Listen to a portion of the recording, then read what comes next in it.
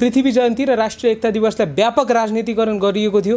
यो दिवस राष्ट्र संस्था समर्थकहरूले मात्र मनाउने हो। संघीय लोकतान्त्रिक गणतन्त्र स्वीकार गरेका नागरिकहरूको लागि यो दिवसको कुनै औचित्य र सान्दर्भिकता छैन भनेर विभिन्न बुद्धिजीवी र नेतृत्वहरूले विश्लेषण गर्नुभएको थियो। तर पृथ्वी नारायण शाह र यो दिवसलाई राजनीतिकरण गर्न उपयुक्त हुँदैन। यो हामी सबैको साझा दिवस हो।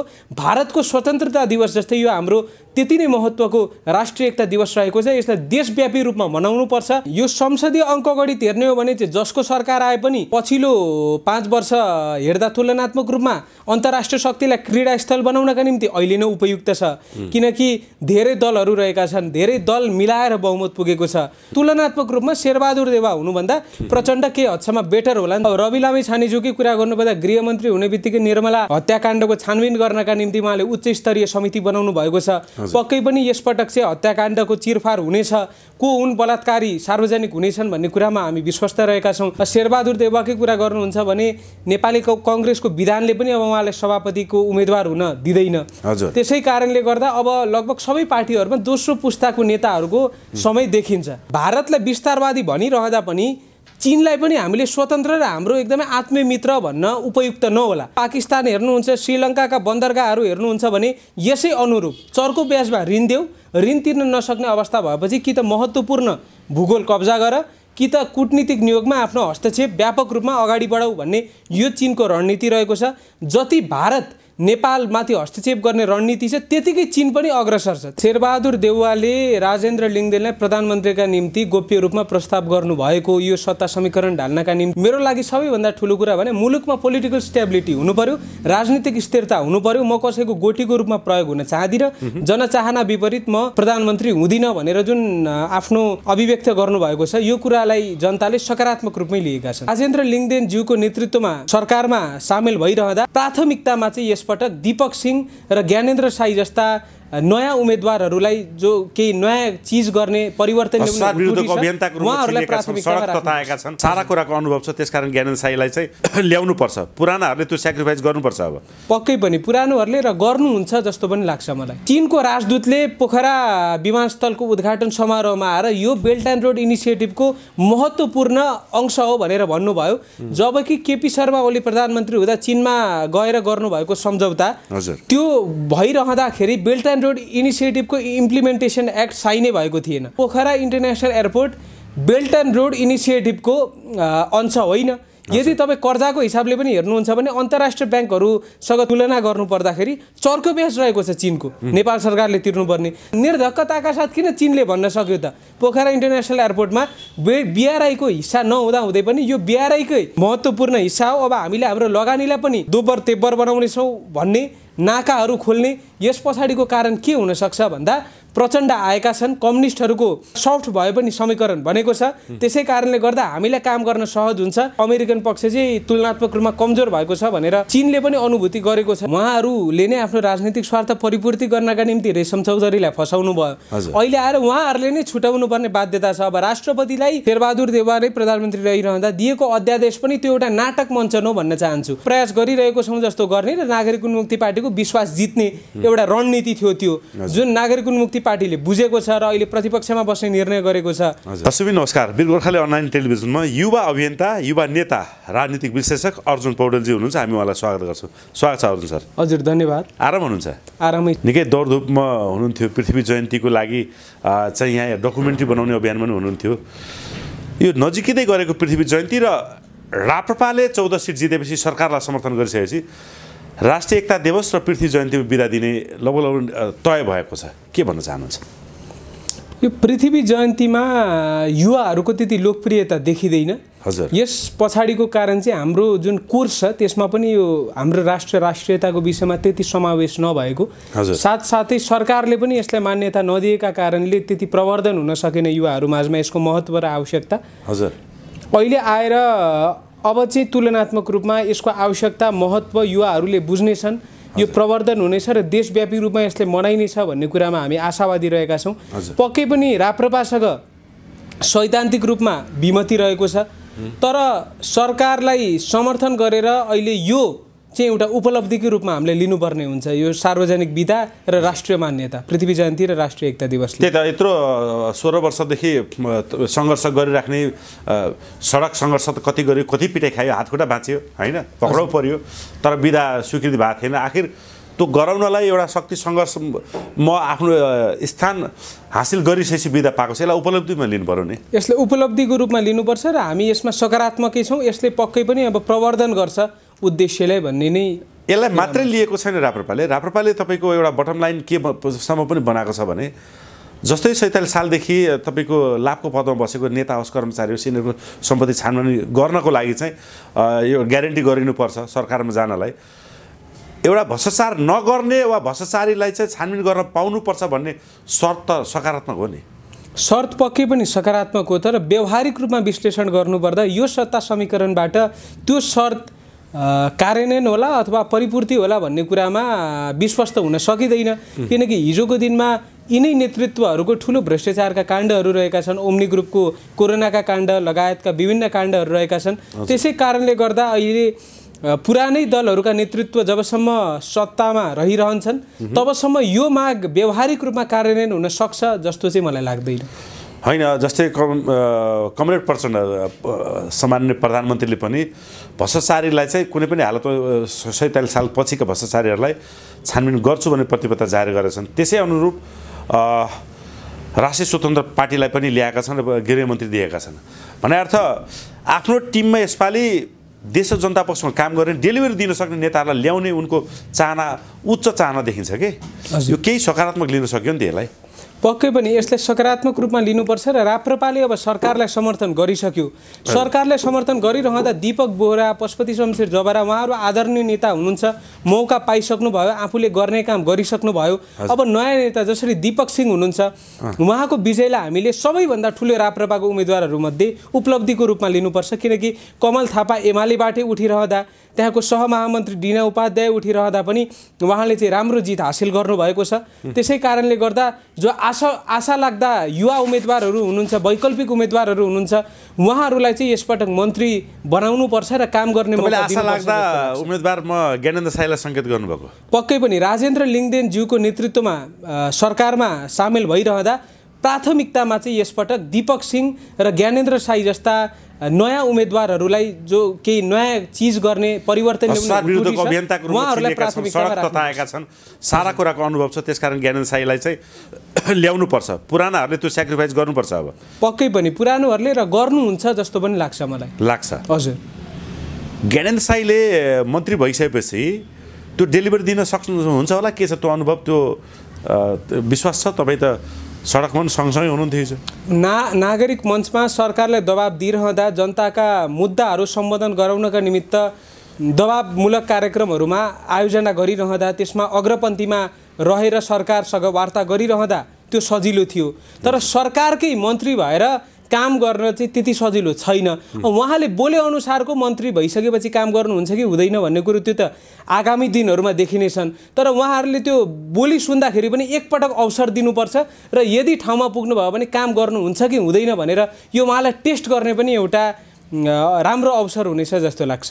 ओके, भनेपछि राप्रपा अब यो ढुलमुल नगरिकन सरकारमा जाने र जनतालाई डेलिभरी दिने काम गर्नुपर्छ भन्ने यहाँको माग रह्यो। हजुर, सैद्धान्तिक रूपमा नगएको भए उपयुक्त हुन्थ्यो। जानै निर्णय गरिसक्यो, साझा न्यूनतम कार्यक्रममा राम्रा मुद्दाहरू नै समावेश गरेको छ। यो कुरालाई कार्यान्वयन गर्नेतर्फ लागोस् र सरकारमा समावेश भइसकेपछि अब चाहिँ पुराना नेता भन्दा पनि नयाँ नेताहरूलाई, नयाँ उम्मेदवारहरूलाई प्राथमिकतामा राखोस् भन्ने हामी आम जनताको चाहना हो। ओके, भने अर्थ समर्थन नै गर्नुहुने थिएन, तर समर्थन गरिसकेपछि डेलिभरी दिनलाई पछि पर्नु हुँदैन, तत्काल निर्णय गरेर अब सरकारमा जानु पर्यो। किनभने पृथ्वी जयन्तीको विधा पनि दिइसकेको छ।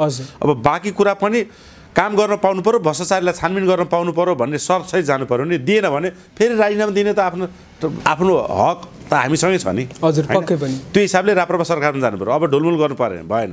हजुर, अब निर्णय नै लिइसकेको छ भनेपछि मेरो विचारमा फेरि यो ब्याक उठ्दैन राप्रपा। तर अब राम्रो उम्मेदवारहरूलाई चाहिँ मौका दिनुपर्छ, नयाँ उम्मेदवारहरूलाई प्राथमिकतामा राख्नुपर्छ नै भन्ने मेरो ध्येय। अब यो आज 24 गते 25 गते भयो, 26 गते भोलि तपाईँको विश्वासको मत जित्नु परेछ सामान्य प्रधानमन्त्री कमरेड प्रचण्डले। राप्रपालाई प्रधानमन्त्री र 7 प्रदेशमध्ये एउटा प्रदेशको मुख्यमन्त्रीको अफर गरेर छ। अनौपचारिक चाहिँ खबर बाहिरिएको छ र यसलाई महामन्त्रीले पुष्टि पनि गरेका छन्। कतै त्यो प्रधानमन्त्री र मुख्यमन्त्री पाउने लोभमा राप्रपाले बाटो बिराउने त होइन। होइन, शेरबहादुर देउवाले राजेन्द्र लिङदेनलाई प्रधानमन्त्रीका निम्ति गोप्य रूपमा प्रस्ताव गर्नुभएको यो सत्ता समीकरण ढाल्नका निम्ति भनेर हामीले पनि समाचार हेऱ्यौँ, पढ्न पायौँ।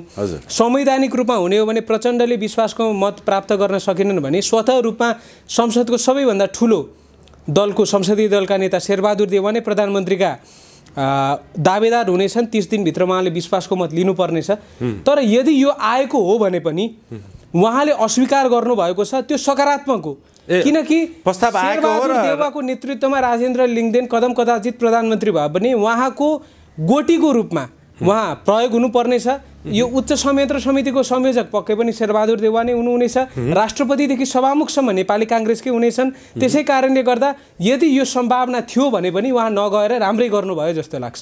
अहिले नजाने डिक्लेयर गरिसक्नुभयो? हजुर, उहाँले सार्वजनिक रूपमा मलाई यस्तो प्रस्ताव आएको छ, मैले डिक्लेयर गरेँ। मेरो लागि सबैभन्दा ठुलो कुरा भने मुलुकमा पोलिटिकल स्टेबिलिटी हुनु पर्यो, राजनीतिक स्थिरता हुनु पर्यो। म कसैको गोटीको रूपमा प्रयोग हुन चाहदिनँ। जनचाहना विपरीत म प्रधानमन्त्री हुँदिनँ भनेर जुन आफ्नो अभिव्यक्त गर्नुभएको छ, यो कुरालाई जनताले सकारात्मक रूपमै लिएका छन्। त्यही त फेरि यतातिर पनि हेर्न सक्यो नि। जस्तै तपाईँको 32 सिटको माओवादीलाई कुनै पनि पद नदिएर बिचकाएको राप्रपाले के अरे काङ्ग्रेसले यो 14 सिटको राप्रपालाई यति ठुलो महत्त्व चाहिँ किन दिएको होला भन्नेतिर पनि त मान्छेले शङ्का गर्न सक्छन् नि। हजुर, यो सत्ता समीकरण हेर्ने हो र संसदीय अङ्कगणितलाई विश्लेषण गर्ने हो भने अहिले स्वतन्त्र सांसदको पनि ठुलो महत्त्व छ। हजुर, किनकि एउटा दलले बहुमत पुर्याउने अवस्था छैन, सबैलाई मिलाएर बहुमत पुर्याउनु पर्ने हुन्छ। त्यसै कारणले गर्दा स्वतन्त्र सांसदहरूको पनि धेरै भूमिका रहेको छ। अब 14 सिट भनेको अहिले दलहरूले बहुमत जुटाउनका निमित्त यो त ठुलो सङ्ख्या हो जस्तो लाग्छ मलाई। यो 14 सिटले पनि महत्त्वपूर्ण भूमिका निर्वाह गर्नेछ बहुमत पुर्याउनका निम्ति। त्यसै कारणले गर्दा पनि अहिले नागरिक उन्मुक्ति पार्टी, जनमत पार्टी, राप्रपालाई चाहिँ प्राथमिकतामा राखेको छन् ठुला दलहरूले जस्तो लाग्छ। त्यही त प्रचण्ड प्रधानमन्त्री भइसकेपछि मात्रै शेरबहादुर देउवाले थाहा पाए त राप्रपाले 14 सिट जितेछ भनेर। राप्रपा चौथो 5औं शक्ति हो र निर्णायक शक्ति हो भन्ने कुरो त पहिले पनि थाहा थियो त। यो प्रचण्ड प्रधानमन्त्री भइसकेपछि राप्रपालाई प्रधानमन्त्रीको जुन ललिपप देखाइएको छ नि राजेन्द्र लिङदेनलाई, यसमा इमान्दारितापूर्वक गरिएको हो त यो त उहाँहरूको अब मनभित्र के थियो उच्च स्तरीय नेताको यसमा इमान्दारिता देखिन्छ त। यसमा संवैधानिक रूपमा भन्ने हो भने त स्वतः रूपमा उहाँ नै दावेदार हुनुहुन्छ। विश्वासको मत प्राप्त गर्न असमर्थ भइसकेपछि उहाँले झुक्क्याएको पनि हुनसक्छ, अथवा चाहिँ साँच्चीकै अब हामीले राष्ट्रपति सभामुख लिनु छ भने चाहिँ उहाँलाई प्रधानमन्त्री दिउँ न त भनेर त्यो सोचेको पनि हुन सक्नुहुन्छ। हामीले भन्न सक्दैनौँ, तर यदि भन्नुभएको रहेछ भने पनि नकारेर राम्रै गर्नुभयो राजेन्द्र लिङदेनज्यूले जस्तो लाग्छ। अब हामी राजनैतिक विश्लेषक होइनौँ, हामी आम सर्वसाधारण हौँ, देशभक्त नागरिकहरू हौँ। हामीले त अब राजनीतिक घटनाक्रमबारे आफ्नो धारणा व्यक्त मात्र गर्न सक्छौँ। यो उच्चतम बिन्दुमा गएर चाहिँ नेताहरूको मनभित्रका कुरा खोल्न त सक्दैनौँ। त्यसै कारणले गर्दा उहाँले नकारेर राम्रै गर्नुभयो भन्न चाहन्छु एउटा सर्वसाधारणको हैसियत। अर्थ राजनीतिको नाममा हजुर देश र जनतालाई गुमराह गरेर यो जुन भाडभैलो गरिन्छ नि, यो गर्नबाट चाहिँ राजेन्द्र लिङदेनको यो निर्णयले रोक्यो। त्यसो भए पक्कै पनि यो संसदीय अङ्कगणित हेर्ने हो भने चाहिँ जसको सरकार आए पनि पछिल्लो 5 वर्ष हेर्दा तुलनात्मक रूपमा अन्तर्राष्ट्रिय शक्तिलाई क्रीडास्थल बनाउनका निम्ति अहिले नै उपयुक्त छ। किनकि धेरै दलहरू रहेका छन्, धेरै दल मिलाएर बहुमत पुगेको छ। तर तुलनात्मक रूपमा शेरबहादुर देउवा भन्दा प्रचण्ड प्रधानमन्त्री हुँदा बेटर हो भन्ने चाहिँ देशभक्त जनताहरूको मान्यता रहेको छ। तपाईँको पनि त्यही मान्यता? मेरो पनि यही मान्यता रहेको छ। तुलनात्मक रूपमा शेरबहादुर देउवा हुनुभन्दा प्रचण्ड के हदसम्म बेटर होला नि जस्तो लाग्छ। किनभने उनले अब रविजीलाई तपाईँको गृहमन्त्री नियुक्ति गरिसकेका छन् होइन, आलटाल गर्न सक्थ्यो नि त। अब त्यतिकै महत्त्वपूर्ण मन्त्रालय राप्रपा राजेन्द्र लिङदेन वा ज्ञानेन्द्र साईहरूको लागि पनि राखेको होलान्। आफ्नै पार्टीमा पनि नयाँ अनुहारहरू जसले काम गर्न चाहन्छन् उनीहरूलाई ल्याउने खालको उनीहरूको निर्णय भइसकेको छ भन्ने सुनिएको छ। भने अर्थ उनको यो टिम वास्तवमा बहुदल पछि यो 33 वर्षको दौरान सबैभन्दा राम्रो टिमलाई तपाईँको क्याबिनेटमा लाने सम्भावना प्रबल देखिन्छ। उनी आफै पनि त्यो दृढ सङ्कल्प छ, प्रबल सम्भावना देखिन्छ। राम्रा उम्मेदवारहरू मन्त्री हुने सम्भावना देखिन्छ। अब रवि लामी छानेज्यूकै कुरा गर्नुपर्दा गृहमन्त्री हुने बित्तिकै निर्मला हत्याकाण्डको छानबिन गर्नका निम्ति उहाँले उच्च स्तरीय समिति बनाउनु भएको छ। पक्कै पनि यसपटक चाहिँ हत्याकाण्डको चिरफार हुनेछ, को हुन् बलात्कारी सार्वजनिक हुनेछन् भन्ने कुरामा हामी विश्वस्त रहेका छौँ। सँगसँगै अहिले प्रहरीहरूलाई पनि तपाईँको कूटनीतिक निकायका व्यक्तिहरूसँग, राजनेताहरूसँग, ठुलो राजनीतिक दलका चाहिँ ठुला नेताहरूसँग चाहिँ भेट्नका निम्ति विभागीय अनुमति लिनुपर्ने, जुन उहाँले यस्ता लोकप्रिय जनमैत्री निर्णयहरू लिनुभएको छ, यसमा जनता सकारात्मक छन्। र अब यस्ता मन्त्री भइसकेपछि चाहिँ कम्तीमा केही भूमिका निर्वाह गर्न सक्नुहुन्छ जनताको जीवन सहज बनाउनका निम्ति जस्तो लाग्छ। यसलाई हेर्दाखेरि फेरि पनि कता कता नेपाली जनताहरू ढुक्क भन्ने अवस्था देखिँदैन। ढुक्क त पक्कै पनि किन छैन भन्नुहुन्छ भने यो स्थिर सरकार नहुन पनि सक्छ। यदि युरोपियन युनियनले, अमेरिका अथवा भारत कुनै पनि अन्तर्राष्ट्रिय शक्तिले यदि यो सत्ता समीकरण ढाल्न भूमिका निर्वाह गर्यो भने सजिलै गरिसक्छ। त्यसै कारणले गर्दा ढुक्क हुने, यो चाहिँ 5 वर्ष ढुक्कसँग चल्छ भनेर हामी हुन पनि सक्दैनौँ। तर कम्तीमा बेटर मान्छेहरू चाहिँ मन्त्री हुनुभएको छ, त्यो कारणले गर्दा आशावादी हुने पर्याप्त ठाउँ चाहिँ छ। एउटा स्पष्ट सन्देश केपी ओलीले पनि के दिएका छन् भने हजुर, हामी आफै हाम्रो प्रधानमन्त्री चुन्न सक्षम छौँ, अनावश्यक हस्तक्षेप नगर भन्ने एउटा कडा अभिव्यक्ति दिएका छन्। भनेपछि यो सरकारलाई केपी ओलीको पनि दर साथ छ जस्तो देखिन्छ यसपालि। उहाँको पनि साथ छ। अब यो 84 सालमा चाहिँ दोस्रो पुस्ताहरूको नेताको पालो आउँदैछ। शेरबहादुर देउवाकै कुरा गर्नुहुन्छ भने नेपाली कङ्ग्रेसको विधानले पनि अब उहाँलाई सभापतिको उम्मेदवार हुन दिँदैन। त्यसै कारणले गर्दा अब लगभग सबै पार्टीहरूमा दोस्रो पुस्ताको नेताहरूको समय देखिन्छ। यसपटक चाहिँ देशलाई केही दिएर जाउँ, अहिलेसम्म जे जस्ता गल्तीहरू भए यसपटक चाहिँ कम्तीमा जनताले हाम्रो पनि केही भूमिका रहेछ देश निर्माणमा, हामीले पनि आफ्नो हिजोका दिनमा गरेका गल्तीहरू सच्यायो भनेर अनुभूति होस् भनेर यसपटक चाहिँ यो सरकारलाई सफल पार्न केपी शर्मा ओली पनि लागि पर्नु भएको छ। प्रचण्डले पनि अहिले मेरो सिट घटिरहेको छ, जनतामा विश्वास घट्दै गइरहेको छ, यसपटक चाहिँ जनतालाई साँच्चीकै माओवादीले पनि चाह्यो भने राम्रो गर्न सक्दो रहेछ, जनताको पक्षमा निर्णय लिन सक्दो रहेछ भनेर यसपटक चाहिँ म मेरो सरकारलाई सफल बनाउँछु र जनताको पक्षमा काम गर्छु भन्ने त्यो हुटुटी, त्यो भित्री चाहना देखिन्छ नेताहरूमा। देखिन्छ होइन? यस्तो छ, प्रचण्ड त राष्ट्रवादी पनि बन्दै गयो नि। जस्तै तपाईँको हिजो पृथ्वी शालिक टोर्दै हिँड्ने निर्देशन गर्ने मान्छे आज तपाईँलाई ध्यान आकर्षण गराउँछु, गोर्खामा पृथ्वी शालिक खडा गरिसकेको छ। हजुर, हेर्नुभयो त्यो भिडियो सामाजिक सञ्जालमा, त्यो फोटोहरू? हजुर, मैले हेरेँ। यो हामी युवाहरूलाई किन खुसीको कुरा हो भने पछिल्लो समयमा पृथ्वी जयन्ती र राष्ट्रिय एकता दिवसलाई व्यापक राजनीतिकरण गरिएको थियो। यो दिवस राजसंस्था समर्थकहरूले मात्र मनाउने हो, सङ्घीय लोकतान्त्रिक गणतन्त्र स्वीकार गरेका नागरिकहरूको लागि यो दिवसको कुनै औचित्य र सान्दर्भिकता छैन भनेर विभिन्न बुद्धिजीवी र नेतृत्वहरूले विश्लेषण गर्नुभएको थियो। तर पृथ्वी नारायण शाह र यो दिवसलाई राजनीतिकरण गर्न उपयुक्त हुँदैन। यो हामी सबैको साझा दिवस हो। भारतको स्वतन्त्रता दिवस जस्तै यो हाम्रो त्यति नै महत्त्वको राष्ट्रिय एकता दिवस रहेको छ। यसलाई देशव्यापी रूपमा मनाउनुपर्छ। यसले राष्ट्रियताको भावना नागरिकहरूमा झनै प्रवर्धन गर्छ, झनै बलियो बनाउँछ भन्ने मान्यता रहेको छ। प्रचण्डलाई के भन्न चाहनुहुन्छ भने एकाएक त अब तपाईँले नै भन्नुभयो उहाँलाई यो अन्तिम मौका छ। हजुर, उहाँले डेलिभरी दिने काम गर्नुहुन्छ, भ्रष्टाचारलाई कारबाही पनि गर्नुहोला। ऐतिहासिक रूपमा पृथ्वी शालिक गोर्खामा खडा गरे, जुन ठाउँमा हिजो तोडिएको थियो होइन, यही सिंहदरबारदेखि लिएर कहीँ बाँकी राखिएको थिएन। राजाहरूको शालिक तोड्ने मान्छेले अब राजाहरूको वकालत गरेको भेटियो कि यहाँ कता कता हल्लाउन थालेछ। कतै प्रचण्डले भोलि राजा ल्यायो भने अन्यथा नलिनु भनेका छन्। प्रचण्डको यो बदलितो रूपलाई तपाईँले कसरी हेर्नु भएको छ? पक्कै पनि बिस्तारै उहाँमा चाहिँ त्यो राष्ट्रियताको भावना जगेर्ना भएको देख्न सकिन्छ। अब देशको लागि केही गरेरै मर्छु, जनताका लागि केही गरेरै मर्छु भन्ने चाहिँ त्यो भावनाले ओतप्रोत हुनुभएको देखिन्छ। हिजोको दिनमा भएका गल्तीहरूलाई सच्याउने हुटुटी भएको देखिन्छ कमरेड प्रचण्डमा। त्यसै कारणले गर्दा यसपटक तपाईँहरूले पछिल्लो गल्तीहरू नदोहोऱ्याउनुहोस्। पक्कै पनि अब हिजोको दिनमा गर्नुभएको गल्तीको कारणले गर्दा उच्च स्तरीय आयोगै गठन गरेर भ्रष्टाचारको स्वतन्त्र छानबिन हुन त सम्भव नहोला यो सत्ता समीकरणबाट। तर कम्तीमा पनि यसपटक चाहिँ जनमैत्री निर्णयहरू लिनु, दीर्घकालीन हितलाई मध्यनजर गर्दै नीति निर्माण तथा परिमार्जन गर्नुहोस् भन्न चाहन्छु। विमलेन्द्र निधि मैले सुनेअनुसार भारतले डाकिसकेको छ यो सत्ता समीकरण फोड्नका निम्ति। नेपाली कङ्ग्रेसलाई प्रयोग गरेर भारतले ठुलो एउटा भूमिका निर्वाह गर्दैछ। ढिलो चाँडो चाहिँ यो विश्वासको मत फिर्ता लिनका निम्ति 2 वर्षभित्रमा पनि दलहरूलाई प्रयोग गरेर भन्ने सुनेको छु। यसमा पनि चनाखो रहनु होला। यो विदेशीको व्यापक हस्तक्षेप पनि हामीले चाहिँ अनुभूति गर्न पाउँछौँ यो 5 वर्ष। प्रचण्ड सरकारसँग जुन अहिले नयाँ समीकरण बन्यो त्योसँग भारत खुसी छैन भन्नु? भारत र अमेरिका त्यति खुसी छैन, किनकि इन्डो अमेरिकन पक्ष तुलनात्मक रूपमा धेरै कमजोर भएको छ र चीन कतै न कतै हावी भएको देखिएको छ। उदाहरणका निम्ति अब यो यसले चाहिँ साझा विदेश नीति बनाउनु पर्ने यसको आवश्यकता पनि झल्किन्छ। यो उदाहरणले चीनको राजदूतले पोखरा विमानस्थलको उद्घाटन समारोहमा आएर यो बेल्ट एन्ड रोड इनिसिएटिभको महत्त्वपूर्ण अंश हो भनेर भन्नुभयो, जबकि केपी शर्मा ओली प्रधानमन्त्री हुँदा चीनमा गएर गर्नुभएको सम्झौता त्यो भइरहँदाखेरि बेल्ट एन्ड रोड इनिसिएटिभको इम्प्लिमेन्टेसन एक्ट साइनै भएको थिएन। यसको मतलब के हो भने Pokhara international airport belt and road इनिसिएटिभको अंश होइन। यदि तपाईँ कर्जाको हिसाबले पनि हेर्नुहुन्छ भने अन्तर्राष्ट्रिय ब्याङ्कहरूसँग तुलना गर्नु पर्दाखेरि चर्को ब्याज रहेको छ चीनको, नेपाल सरकारले तिर्नुपर्ने। त्यसै कारणले गर्दा निर्धक्कताका साथ किन चीनले भन्न सक्यो त पोखरा इन्टरनेसनल एयरपोर्टमा BRI को हिस्सा नहुँदा हुँदै पनि यो BRI-कै महत्त्वपूर्ण हिस्सा हो, अब हामीले हाम्रो लगानीलाई पनि दोब्बर तेब्बर बनाउनेछौँ भन्ने, नाकाहरू खोल्ने, यस पछाडिको कारण के हुनसक्छ भन्दा प्रचण्ड आएका छन्। कम्युनिस्टहरूको एउटा सफ्ट भए पनि समीकरण बनेको छ, त्यसै कारणले गर्दा हामीलाई काम गर्न सहज हुन्छ।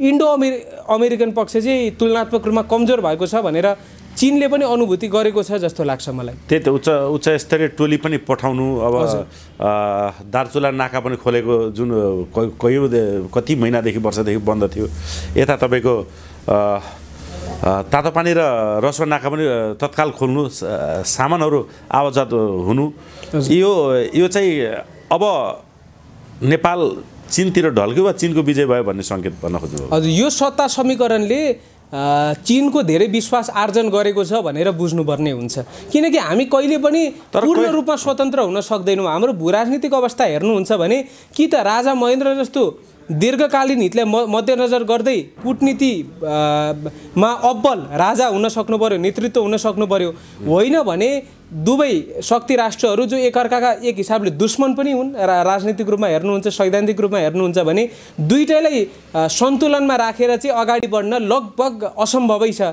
त्यसै कारणले गर्दा यो सत्ता समीकरण चाहिँ चीनतर्फ ढल्केको नै देखिन्छ। तर यसले त दीर्घकालीन फाइदा देखाउँदैन नि, जस्तै अन्तर्राष्ट्रिय शक्ति सन्तुलन मिलाउन सक्ने नेता पो चाहियो त।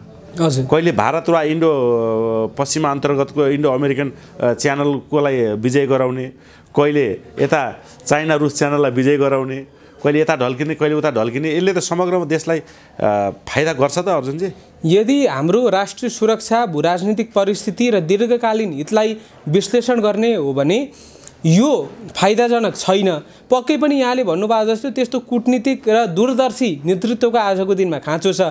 यो सत्ता समीकरणको नेतृत्व गरिरहनु भएको कमरेड प्रचण्ड हुनुहुन्छ, उच्च संयन्त्र समितिका संयोजक हुनुहुन्छ केपी शर्मा ओली, उहाँहरूबाट यो सम्भव नहोला जस्तो लाग्छ। अहिले भारतीय र अन्तर्राष्ट्रिय मिडियामा पनि हेर्नुहुन्छ भने अब चीन व्यापक रूपमा हावी भएको छ भनेर देख्न सकिन्छ। पोखरा इन्टरनेसनल एयरपोर्ट र गौतम बुद्ध इन्टरनेसनल एयरपोर्टलाई अहिले त्यो एयरै दिएको छैन भन्ने पनि आएको छ, सूचना प्राप्त भएको छ र अलिकति कडा हुँदै गइरहेको छ बिस्तारै भनेर पनि सूचना प्राप्त भएको छ भारत अहिले नेपालप्रति। त्यसै कारणले गर्दा दीर्घकालीन हितलाई मध्यनजर गर्ने हो भने यो फाइदाजनक छैन, तर यो 5 वर्ष चाहिँ चीनलाई नै धेरै फाइदा भएको देखिन्छ तुलनात्मक रूपमा। त्यही त, अब यहाँ फाइदा चीनलाई हेऱ्यो, भारतलाई हेऱ्यो, अमेरिका हेऱ्यो, युरोपियन युनियन हेऱ्यो, नेपालले पाउने के त? अब नेपालले प्राप्त गर्ने भनेको एउटा कुरा चाहिँ हामीले के बुझ्नुपर्ने हुन्छ भने पक्कै पनि मलाई धेरै गालीहरू आउन सक्छ, भारतलाई विस्तारवादी भनिरहँदा पनि चीनलाई पनि हामीले स्वतन्त्र र हाम्रो एकदमै आत्मीय मित्र भन्न उपयुक्त नहोला। यदि तपाईँ पाकिस्तान हेर्नुहुन्छ, श्रीलङ्काका बन्दरगाहहरू हेर्नुहुन्छ भने यसै अनुरूप चर्को ब्याजमा ऋण देऊ, ऋण तिर्न नसक्ने अवस्था भएपछि कि त महत्त्वपूर्ण भूगोल कब्जा गर, कि त कूटनीतिक नियोगमा आफ्नो हस्तक्षेप व्यापक रूपमा अगाडि बढाऊ भन्ने यो चीनको रणनीति रहेको छ। जति भारत नेपालमाथि हस्तक्षेप गर्ने रणनीति छ त्यतिकै चीन पनि अग्रसर छ। त्यसै कारणले गर्दा यो चीन हाम्रो मित्र ब्याजको कारणले त चाइनिज रणनीति झनै खतरनाक लाग्यो त। हजुर, पक्कै पनि। अब अहिले केही समयको लागि हामी नेपाली जनताहरूलाई चाहिँ चीन हाम्रो एकदमै आत्मीय मित्र भनेर बुझ्छौँ, तर यदि हामीले हाम्रो चीनतर्फको इकोनोमिक डिपेन्डेन्सलाई बढाउँदै गयौँ, चर्को ब्याजमा चाहिँ विभिन्न तपाईँका परियोजनाहरू लिँदै गऱ्यौँ र त्यो बिन्दुमा पुगिसकेपछि चाहिँ के रहेछ त चीनको रणनीति भन्ने कुरा हामीले बुझ्छौँ। दुईटै छिमेकी मुलुकहरूको स्वार्थ रहेको छ, त्यसै कारणले गर्दा हाम्रो स्वार्थ अनुकूल ढाल्न सक्नु पर्यो। हामीले हाम्रो फाइदाका निम्ति चाहिँ नीति निर्माण गरेर दुईटा शक्ति राष्ट्रहरूलाई चाहिँ सन्तुलनमा ल्याएर चाहिँ अगाडि बढ्न सक्नुपर्छ। यो कुरा नेपालका नेताहरूलाई थाहा छैन होला, जस्तै दुईटा होइन 4वटा शक्ति राष्ट्र, अझ तपाईँको अहिले टर्कीको अर्को एउटा 5औं शक्ति पुगिसकेको छ। यहाँ तपाईँको भारत, चाइना, युरोपियन युनियन र अमेरिका शक्ति राष्ट्रलाई बराबर सन्तुलन ल्याएर चाहिँ नेपालको राजनीतिलाई अगाडि बढाउन सकिँदैन। हाम्रो प्लानहरू दिन सकिँदैन, कहिले एकातिर ढल्किने कहिले एकातिर ढल्किने। यसले त मुलुक कहीँ न कहीँ जाने भयो के। हजुर, त्यसका निम्ति सबैभन्दा महत्त्वपूर्ण सबै एउटा राष्ट्रिय सहमति साझा विदेश नीतिमा हुन आवश्यक छ। एउटा के देखियो भन्दा नेपाली कांग्रेसको नेतृत्वमा सरकारभन्दा अर्कै हिसाबको विदेश नीति देखियो। त्यो दस्तावेजीकरण नभएको होला, यो लेफ्ट विदेश नीति अथवा राइट ढल्केको विदेश नीति भनेर, तर व्यवहारिक रूपमा चाहिँ नेपाली कांग्रेसको नेतृत्व र नेपाली कम्युनिस्ट पार्टी एमाले माओवादीको नेतृत्वमा चाहिँ अलग अलग विदेश नीति देखिन्छ। हामीले साझा विदेश नीतिमा राष्ट्रिय सहमति हुन आवश्यक छ र कसैको पनि महत्त्वपूर्ण ठुलो निर्णयहरू जसले चाहिँ भूराजनीतिक शक्तिलाई चाहिँ हलचल ल्याउने काम गर्दछ त्यस्तोमा नेपाल लगभग न्युट्रलै बस्नुपर्छ। त्यसमा चाहिँ हामीहरूले बढी जान्ने हुनु हुँदैन जस्तो लाग्छ। र आर्थिक कुराहरूमा पनि हामीले दीर्घकालीन रूपमा हामीले त्यो ब्याज तिर्न सक्छौँ या सक्दैनौँ, यो ऋण लिन हामीलाई आर्थिक रूपमा कति फाइदा हुन्छ, कूटनीतिक रूपमा यसको महत्त्व के हो, सबै कुरा चाहिँ व्यापक रूपमा चाहिँ अध्ययन अनुसन्धान गरेर मात्र लिनुपर्छ। यतिकै एउटा जनताको चाहिँ भोट ब्याङ्क लिनका निम्ति हामीले यस्तो निर्णय लिनु हुँदैन जस्तो लाग्छ। अन्तमा के भन्न चाहनुहुन्छ? जस्तै तपाईँको प्रचण्डले विश्वासको मत जित्छन्? मेरो विचारमा जित्छन्। अब भारतको अहिले विमलेन्द्र नीतिहरूलाई डाकेको पनि छ, अहिले छलफल भइ पनि रहेको छ। अब नागरिक उन्मुक्ति पार्टी त प्रतिपक्षमै बस्ने भन्ने सूचना पनि आइसकेको छ, सार्वजनिक रूपमा समाचार पार्टीले। अब तपाईँको नेपाल गभर्मेन्टले तपाईँको अदालतले अपराधी भएर सजाय दिएकोलाई चाहिँ उन्मुक्ति दिला भन्छन्। राजनीतिमा त अपराधीलाई त उन्मुक्ति दिनु भएन नि। यदि उसलाई उन्मुक्ति दिए भने हिजो उसलाई थुनाउने, यसलाई अपराधी जसले घोषणा गर्यो उसलाई कारबाही गर्न सक्नु पर्यो। त्यो नीति त नेपालमा छैन। अनि त्यसपछि अब अपराधीलाई छुटाउने शर्त कसरी मान्छ त कुनै पनि एउटा तपाईँको विधिको शासन भएको सरकारले? हजुर, पक्कै पनि। अब हिजो उहाँहरूले नै आफ्नो राजनीतिक स्वार्थ परिपूर्ति गर्नका निम्ति रेशम चौधरीलाई फसाउनु भयो, अहिले आएर उहाँहरूले नै छुटाउनु पर्ने बाध्यता छ। अब राष्ट्रपतिलाई शेरबहादुर देउवा नै प्रधानमन्त्री रहिरहँदा दिएको अध्यादेश पनि त्यो एउटा नाटक मञ्चन हो भन्न चाहन्छु। किनकि त्यो हामीले प्रयास गरिरहेको छौँ जस्तो गर्ने र नागरिक उन्मुक्ति पार्टीको विश्वास जित्ने एउटा रणनीति थियो, त्यो जुन नागरिक उन्मुक्ति पार्टीले बुझेको छ र अहिले प्रतिपक्षमा बस्ने निर्णय गरेको छ। म के मात्र भन्न चाहन्छु भने यो सत्ता समीकरणले सफलै हुन्छ, विश्वासको मत लिन सक्छ जस्तो लाग्छ मलाई। यसपटक हामीले धेरै ठुला आशा गरेको छैनौँ। कमरेड प्रचण्डबाट, रवि लामिछानेज्यूबाट पनि के एउटा सकारात्मक हामीले कुरा हेर्न सक्यौँ भने उहाँले ठुलो ठुलो सपना बाँड्नु भएको छैन। जनताको जनजीविकासँग प्रत्यक्ष रूपमा असर परिरहेको क्रियाकलापमा चाहिँ उहाँहरूले टार्गेट गर्नुभएको छ। जस्तो राहदानी विभाग भयो, अहिले यो एयरपोर्टको त्यो मोबाइलहरूको कुरा भयो, तर निर्देशन दिएर मात्र भएन, होइन काम पनि कम्बोडियामा एकजना झापाको पाण्डेजी जुन 20औं तलाबाट 12 हो कि 20 तलाबाट बित्नु भएको थियो। कोही 3 दिनभित्र उहाँको लास यहाँ परिवारलाई जिम्मा लाग्यो। प्रधानमन्त्रीले उहाँको पिताजीलाई भेटेर चाहिँ सान्त्वना दिनुभयो, होइन हामीले सकेको सरकारले क्षतिपूर्तिको पनि गर्छौँ भन्नुभयो। डेलिभर दिएको देखियो नि। नभए त पहिले त 2 वर्ष 3 वर्षसम्म लास नआउने, सडेर बस्ने अवस्था थियो। हजुर, पक्कै पनि डेलिभर भएको छ र निर्देशन दिएको कुरामा पनि अब कर्मचारीहरूले नमानिरहेको अथवा अब यो पनि यो दलीयकरणको प्रभाव हो भन्छु म त। त्यसै कारणले गर्दा निर्देशन मात्र नदिएर त्यो निर्देशन कति पालना भएको छ भन्ने कुरामा पनि सजग हुन म आग्रह गर्न चाहन्छु। अहिले यो बिचमा तपाईँको 2-3 दिनले चाहिँ त्यो एक्सनहरू त्यो जनतामा काम गरेको जस्तो देखिएको छैन। यो के कारणले हो? जस्तै सरकार बन्ने गिर्ने खेलमा अलिकति कन्फिडेन्स नभएर अहिले काम रोकेर चाहिँ समीकरण कसरी के गर्ने, कसरी अब गर्ने भनेर हो कि नभए एक्सन देखिएको छैन? रवि लामिछानेको पनि देखिएको छैन, प्रधानमन्त्रीको पनि देखिएको छैन अहिले। होइन, नीति निर्माण गर्नका निमित्त र समय सान्दर्भिक नीति परिमार्जन गर्नका निमित्त सङ्घीय संसद खुला हुनु पर्यो। अब 26 गते विश्वासको मत प्राप्त गरिसकेपछि तपाईँको संविधानमा नीति नियमहरू संशोधन गर्ने, परिमार्जन गर्ने त्यो कार्य जारी नै रहिरहन्छ। अहिले उहाँहरूले निर्देशन दिइरहनु भएको छ, तर अब विश्वासको मत प्राप्त गरिसकेपछि चाहिँ यो दिएका निर्देशनहरूलाई दीर्घकालीन रूपमा यसको प्रभाव होस् भन्ने चाहनुहुन्छ भने चाहिँ नीति नै उहाँहरूले परिमार्जन गर्नुपर्ने देखिन्छ। यो पनि गर्नु होला। अहिले निर्देशन चाहिँ जनताको मन जित्नका निमित्त एउटा स्टन्ट मात्र नहोस्, पिआर स्टन्ट मात्र नहोस् भनेर भन्न चाहन्छु। अगाडि जुन पूर्ण रूपले विश्वास मत जित्नुभन्दा अगाडि जे एक्सन आयो त्यो चाहिँ टेलर थियो। फिल्म हिट गराउनु छ भने चाहिँ 26 गते कमरेड प्रचण्ड विश्वासको मत जितिसकेपछि जुन दीर्घकालीन प्रधानमन्त्री बन्नुहुन्छ 2 वर्षको लागि कम्तीमा, त्यो बेला चाहिँ काम अगाडि बढ्न तपाईँको सुझाव दिन चाहन्छु। हजुर, यी निर्देशनहरू व्यावहारिक रूपमा कार्यान्वयन हुनु पर्यो। अहिले एयरपोर्टमा रोक्नु भएन कर्मचारीले, फोन ल्याइरहँदा रेमिटेन्स चल्ने तपाईँको एउटा फोन पनि ल्याउँदाखेरि यति तपाईँको ज्यादती गर्न त पाइँदैन। लगायतका निर्देशनहरू व्यावहारिक रूपमा पनि कार्यान्वयन गर्नु पर्यो भन्न चाहन्छु। हस् अर्जुनजी, यो महत्त्वपूर्ण समय र संवादको लागि जय नेपाल आमा। हस्, नेपालको जय होस्।